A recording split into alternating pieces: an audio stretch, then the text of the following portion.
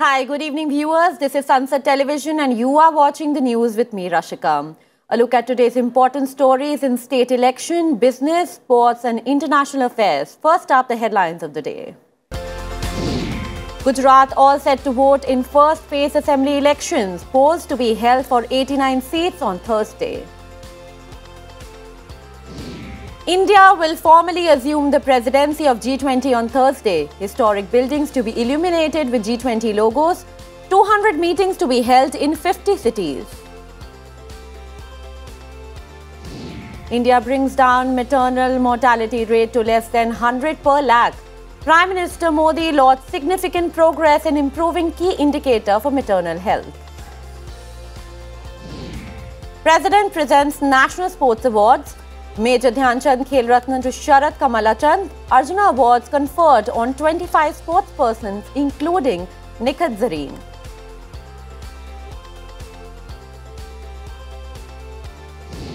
And third ODI between India and New Zealand washed out by rain. Team India loses series 0-1.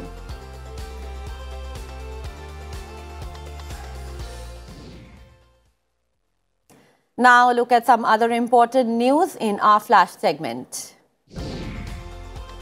India's Q2 GDP growth slows to 6.3%. Economy on track to achieve 6.8 to 7% growth in current fiscal, says Chief Economic Advisor. Special court rejects bail plea of NCP leader and former Maharashtra Minister Nawab Malik. Malik in jail since arrest in February this year. China warns American officials not to interfere in its relationship with India, says Pentagon report to US Congress. Navy Chief Admiral R. Hari Kumar says INS Vikrant undergoing test to land fighter jets. Deployment by May to June next year. Defense Ministry approves extension of pension payments for 3 months for bank pensioners who migrated to Sparsh. Identification on due in November. Prime Minister Modi wishes Manipur on the occasion of Sangai Festival, salutes the spirit of the people of Manipur. G20 Sherpa meeting to be held at Rajasthan's Udaipur from 5 to 7th of December.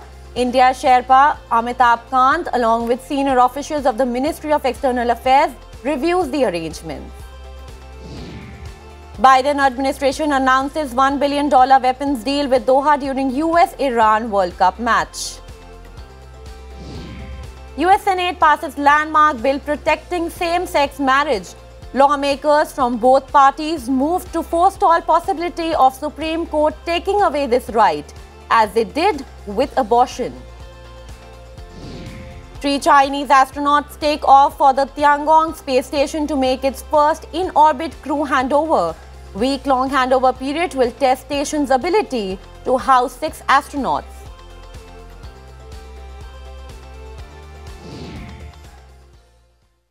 Now time to look at all the latest from the poll-bound state of Gujarat.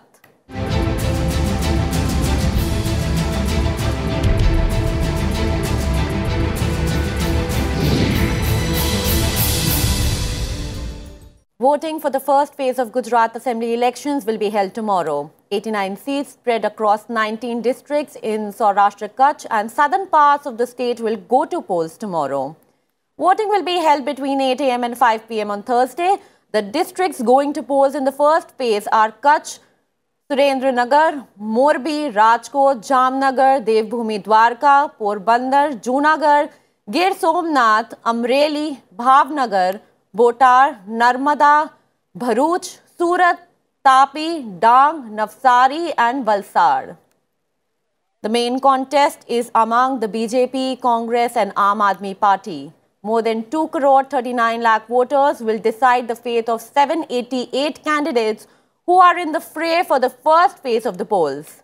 The BJP and the Congress are contesting in all 89 seats, while the new poll entrant, AAP, is contesting in 88 seats. 25,430 polling booths have been set up.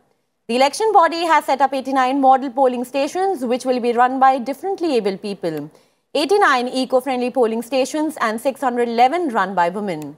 18 polling stations will be run by the youth. तैयारी पूरी है एकदम। अब तो आह्वान करने का समय है कि सब वोटर्स अधिक से अधिक मात्रा में निकलें और निकल के अपना भरपूर योगदान मतदान में दें और जो फेस्टिवल ऑफ डेमोक्रेसी है उसमें पार्टिसिपेट करें, उसका आनंद लें और अपना मतदान करें। तैयारी पूरी है, हर जगह में फोर्सेस और सब पूरी तरह से तैनात हैं और काफी निगरानी रखी जा रही है कि इलेक्शंस भी पूरी तरीके से इंड्यूसमेंट फ्री हो और कोई भी घटना से उसमें घटना ना घटे। Union Home Minister Amit Shah is confident that the BJP will register an unprecedented victory in Gujarat. In an interview to PTI, Amit Shah said that people have full faith in the BJP and the Prime Minister Narendra Modi. Amit Shah said Prime Minister Modi's popularity, all-round development of Gujarat during his term as Chief Minister and zero appeasement policy are the main reasons for people reposing faith in the BJP over the last 27 years.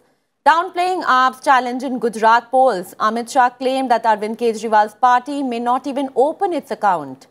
Asked about Congress leader Rahul Gandhi's Bharat Jodo Yatra, Amit Shah said sustained efforts are a must in politics. He added that the Congress party is going through a crisis and its impact is visible in Gujarat as well. He asserted that BJP state unit's announcement on setting up anti-radicalization cell is a good initiative that can be considered by other states and the centre.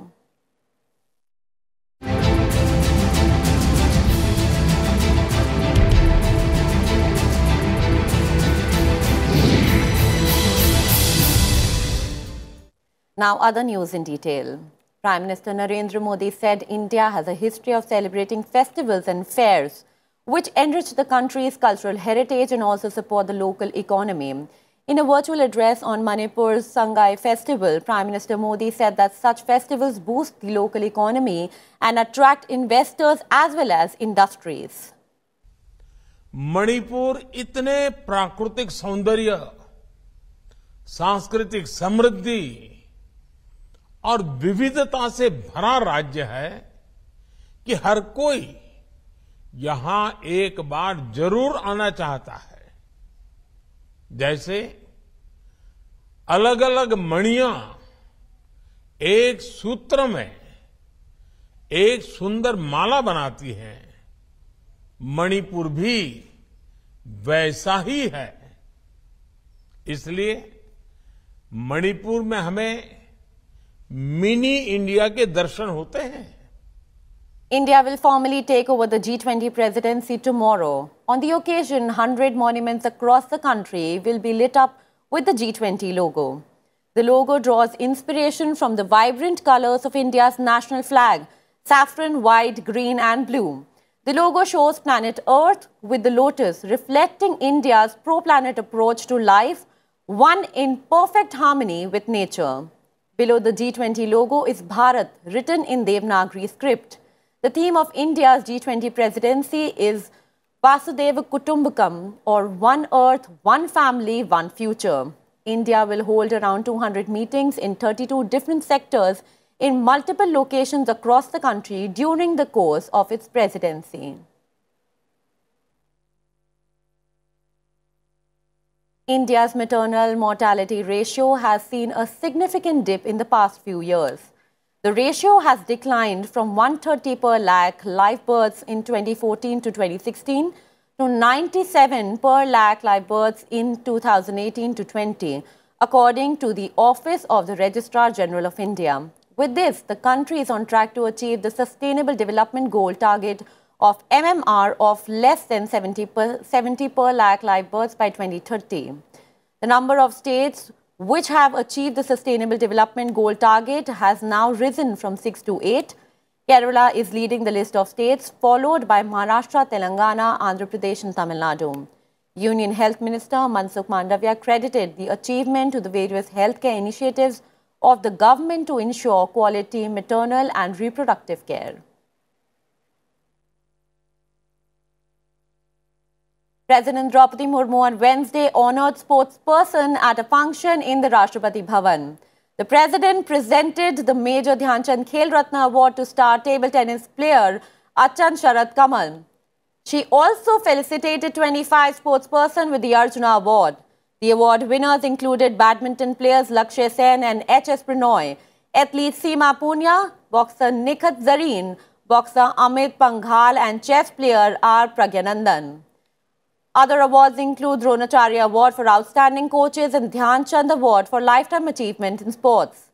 The Maulana Abdul Kalam Azad Trophy was awarded to Guru Nanak Dev University, Amritsar.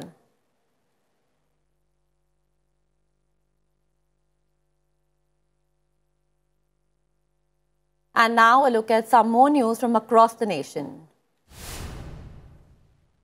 President Draupadi Murmu stressed empowering daughters as she interacted with ASHA workers and women sportspersons of Haryana and learnt about their experiences in their respective fields. Murmu made these remarks during her two-day visit to Haryana. She said that women should be empowered, asserting that they face many challenges and obstacles in their lives. The Earth observation satellite 06 launched by ISRO on 26 November has started sending images. Bangalore headquarters ISRO shared on Twitter the first day images received on Tuesday at National Remote Sensing Center, Shadnagar, Telangana, covering the Himalayan region, Kutch region of Gujarat and the Arabian Sea. The ED has arrested another businessman, Amit Arora, in connection with its money laundering probe in the Delhi excise policy case. Arora is director of Buddy Retail Private Limited in Gurugram. This is the sixth arrest in the case by ED. Arora was arrested on Tuesday night under the criminal sections of the Prevention of Money Laundering Act. Government teachers in Andhra Pradesh will have to perform their core task alone of teaching children. The state government has amended the AP Right of Children to Free and Compulsory Education Rules 2010, prohibiting deployment of teachers for non-educational purposes. The amendment to the RTE Act rules will effectively keep teachers away from election duties, census work and the like. Now news from the world of business and economy. The government has lifted the ban on the export of organic non-basmati rice, including broken rice, according to a notification by the Directorate General of Foreign Trade. Earlier, the centre had taken several steps to restrict the export of broken rice in view of increasing retail price in the country.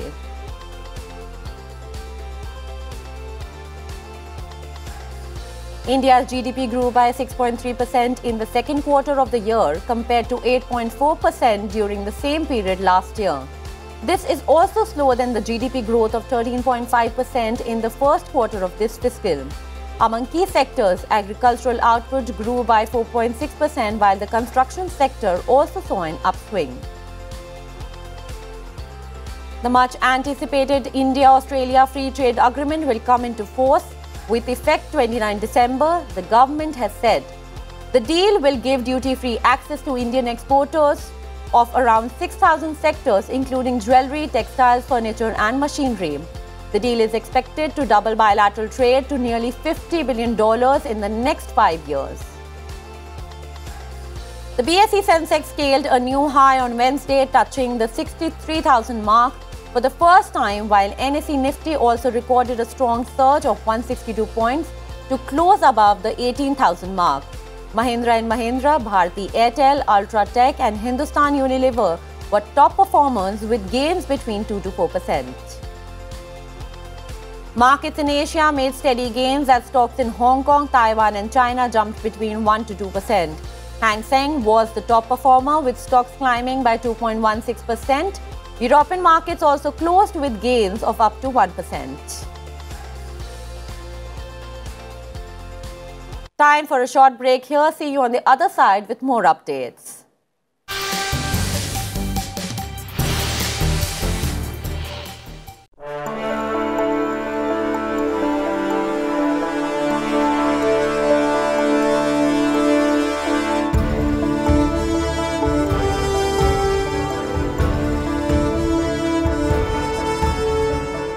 Those in favor, please say aye.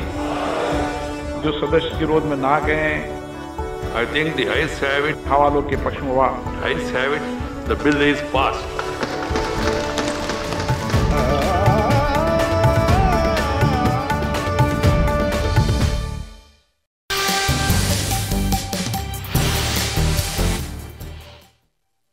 Welcome back to the news. Now let's take a look at all the latest from the Russia-Ukraine crisis.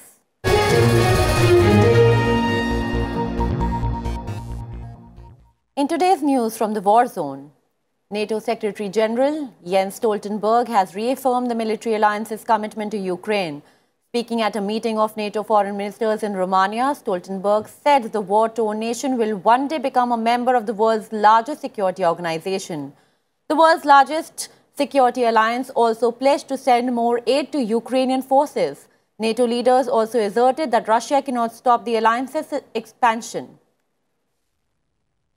Ukrainian President Volodymyr Zelensky on Tuesday asked the UK to take a leading role in creating a special tribunal to make Russia answer for its military aggression. He also mentioned a phone call with German Chancellor Olaf Scholz, where they discussed the defense of Ukraine from missile terror, the restoration of energy infrastructure and food security. He also thanked the Netherlands for the decision of its House of Representatives to recognize Russia as a state sponsor of terrorism.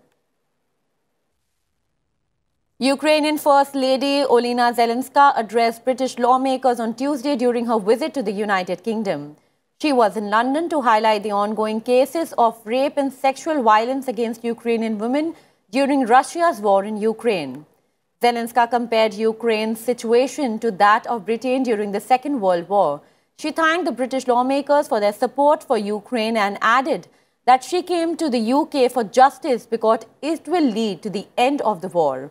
Zelenska also opened a photography exhibition, Russian War Crimes in London. Russia's RIA Novosti news agency published a video showing the interiors of the Zaporizhia nuclear power plant, including a control room and turbine hall. Russian media cited Anahoda city administration, saying nuclear plant staff are currently in process of getting new labor contracts, Russian passports and bank cards for their receiving of salary wages. The video showed a Russian official saying all staff at the nuclear power plant possessed the know-how to safely operate the reactors. Moscow said today that it had promoted the chief engineer of the nuclear plant to become its head. The European Union will try to set up a specialized court backed by the UN to investigate and prosecute possible war crimes committed by Russia and Ukraine. European Commission President Ursula von der Leyen said on Wednesday that the bloc is ready to seek the broadest international support possible for the specialized court.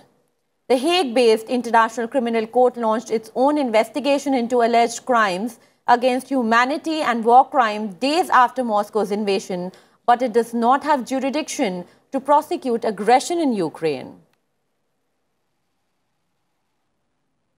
Now time for some other international news.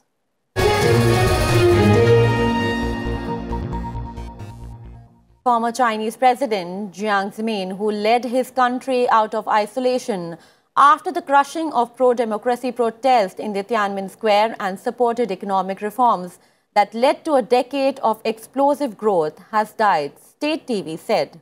He was 96. Former Chinese President Jiang Zemin has died at the age of 96, Chinese state media reported on Wednesday.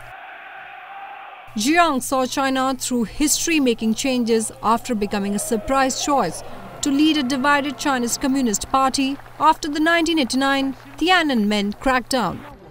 His notable decisions included the revival of market-oriented reforms, the return of Hong Kong from British rule in 1997, and Beijing's entry into the World Trade Organization in 2001. Jiang gave up his last official title in 2004, but remained a force behind the scenes in the wrangling that led to the rise of current President Xi Jinping, who took power in 2012. Xi has stuck to Jiang's mix of economic liberalization and strict political controls. Born in July 1926, Jiang began his working life as deputy chief mechanic at the #1 car plant in Changchun, in China's northeast, before being plucked from obscurity to head the Communist Party after the Tiananmen Square massacre in 1989. But he proved transformative. In 13 years as Communist Party General Secretary, the top position in China, he guided China's rise to global economic power by welcoming capitalists into the Communist Party and pulling in foreign investment after China joined the WTO. Jiang gave up the job of Communist Party chief to Hu Jintao in November 2002 and the presidency in March 2003 and retired from his final post as chairman of the Central Military Commission in September 2004.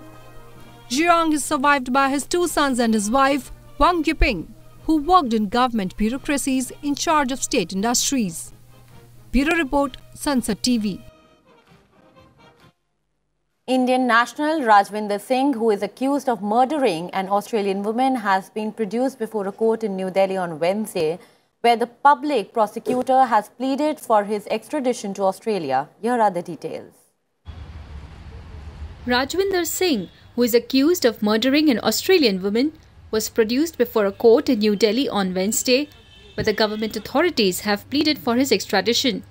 Toya Cordingley, who was 24 years old at the time of her murder, was killed on a beach after an argument with Singh in Queensland, where she was walking her dog, according to media reports. Singh, who was 38-year-old, fled the country as he caught a flight to India's northern city of Amritsar on 23 October 2018, leaving his 3 children and wife in Australia the same day that Queensland police put out his photographs on display. Australia is seeking Singh's extradition for his trial for murder to take place there. Recently, on 3 November 2022, the acting superintendent of Queensland Police, Sonia, announced a $1 million bounty upon finding Singh. New Delhi police arrested Singh on 25th November. Bureau Report, Sansad TV. And in today's global updates, scores gathered in Ramallah on Wednesday to attend the funeral of a Palestinian who was killed during clashes with Israeli forces near the West Bank city on Tuesday. Israeli forces killed 5 Palestinians on Tuesday, including a driver who had apparently rammed into a soldier in the occupied West Bank. Israeli and Palestinian officials said the latest casualties and violence that has spiraled for months. The first eruption in 38 years of the world's largest active volcano is attracting onlookers to a national park for spectacular views of the event. Even though there were no evacuation orders, some people decided to leave their homes, prompting officials to open shelters in the Kona and Kua areas. The lava was flowing not super fast at less than 1 mile per hour, though the exact speed wasn't yet clear. It was moving downhill about 10 kilometers.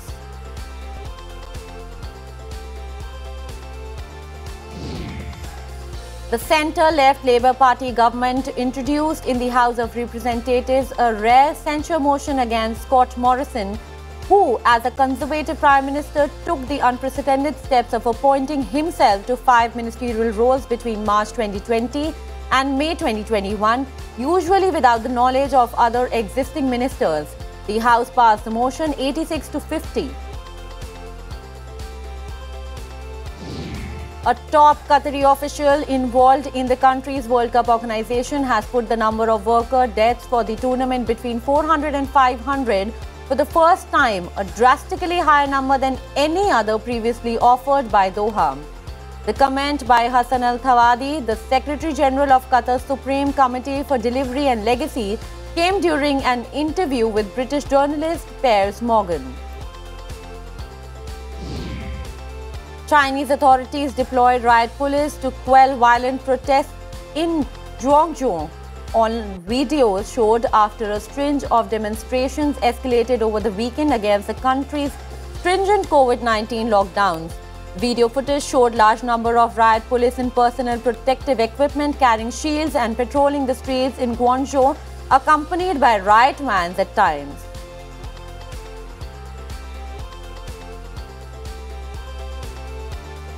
Now time for all the sporty action. Indian men's hockey team end a 12-game winless barren run against Australia. Beat Kookaburras 4-3 in the third test at Adelaide. Keep 5-match series alive. India lose 3-match ODI series against New Zealand 0-1. Third game called off due to rain. Sent in to bat, India were all out for 219. New Zealand were comfortably placed at 104 for 1 in 18 overs when the heavens opened up. Australia were in a dominant position against the West Indies at the end of day 1 of the first test being played at Perth. Batting first, Australia scored 239 for 2 by stumps on day 1. Manus Labuschagne on 154 and Steve Smith on 59 were on the crease. Netherlands and Senegal have qualified for last 16 from Group A in the FIFA World Cup. In the last group matches, Netherlands defeated Qatar 2-0 and Senegal ended Ecuador's hopes with a 2-1 victory. England defeated Wales 3-0 and USA beat Iran 1-0 to be the qualifiers from Group B for the last 16 of the FIFA World Cup 2022. In the last group matches from Group D underway as we speak, France are taking on Tunisia and Australia are fighting Denmark. France have already qualified from the group and all other 3 teams are in contention.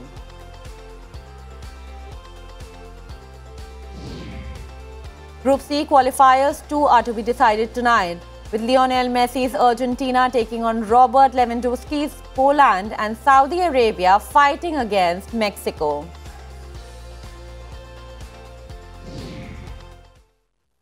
This is a wrap of the bulletin. Keep watching Sansad Television for more updates. Thank you. Good night.